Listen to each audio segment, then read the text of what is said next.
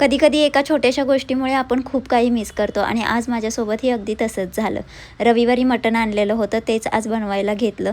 खरं तर आज माझा काहीच काम करायची इच्छा अजिबात नव्हती आणि या क्लिप्ससुद्धा शूट करायची अजिबात इच्छा नव्हती, पण म्हटलं उगाचच गॅप नको पडायला, म्हणून जेवढं जमेल तेवढं शूट करून घेतलं. आता माझा मूड ऑफ का आहे ते सांगते तुम्हाला. तर आज माझ्या सख्ख्या मामाच्या मुलीचं लग्न आहे, पण साई आजारी असल्यामुळे मला जाताच आलं नाही आणि त्याचा ताप फक्त 1-2 दिवस जरी आधी गेला असता ना, तरी मी नक्की गेले असते. आणि तुम्हाला सांगू, माझ्या त्या मामाच्या घरी मला जाऊन तब्बल 7 वर्ष पूर्ण झाली. माझ्या लग्नाच्या वेळी मी गेले होते, त्यानंतर मला पुन्हा जाणं कधी झालंच नाही. तसंही मी माहेरी गेले की जास्तीत जास्त 1 दिवस तर किंवा तर कधी-कधी तर फक्त 2 ते 3 तासासाठीच थांबते तिथे. त्यामुळे बाकीच्या तर नातेवाईकांकडे जाणं होतच नाही. अशा लग्न समारंभात सगळ्यांशी मस्त अशी एकत्र भेट होते, गप्पा होतात आणि तो आनंदच वेगळा असतो.